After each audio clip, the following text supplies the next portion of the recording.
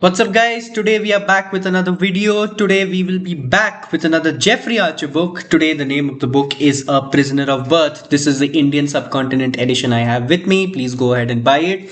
So, let's get right to the point. A Prisoner of Birth is one of Jeffrey Archer's most famous and most well-known modern thrillers. It is heavily inspired from a story called The Count of Monte Cristo.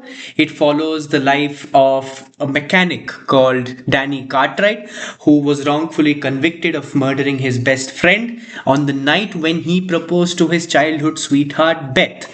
So, what exactly happened? So, Danny Cartwright proposes to his sweetheart Beth, but their celebratory night in a pub ends in tragedy when four influential men, which includes a aristocrat and also an advocate, they stab his best friend very critically, and his best friend dies on the spot.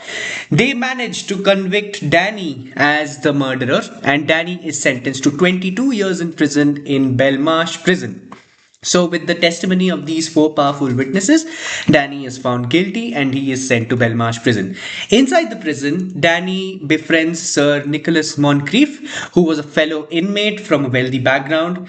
Sir Nicholas teaches him all the ways how to read, write, and navigate high society encounters before himself dying in a prison fire, unfortunately. So, in a brilliant twist, Danny assumes Nicholas's identity after his release, and then he lives in the new world with a new identity in a new name.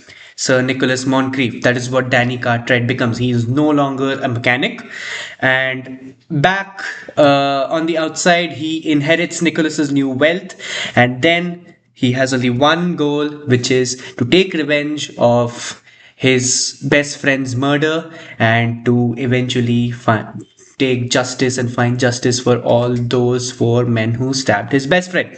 So, Danny and his beloved wife Beth, they methodically execute an elaborate plan to exact revenge on the exact four men for because of whom his friend had died in their celebratory night when he proposed. So, this leads to a very dramatic legal ending. It will also result in a personal reckoning, and ultimately justice is served. I am not spoiling anything else in the book, how Danny did it, what exactly happened in the legal procedure, but I will tell that the plot twist in the final few pages is pretty nice. It is one of the better books out there, and I will give this rating a 4 out of 5. But before that, I'll spit some advantages and disadvantages about the book as well. So, widely considered by all critics as this is one of the better thriller books written by Jeffrey Archer in the modern era. So, this novel is a masterclass in its pacing and narrative tension, but I would still say that those readers who find longer books with more number of pages very boring and long, they need not read this book and they just go along with a summary, because this book is 500 and something pages long, so it's going to take your time, but I would still say please read it, because you will never feel like keeping this book down. You will always feel like, oh, what's happening in the next chapter, what is happening, what ultimately happens to Danny, how does Beth support her husband, and so on.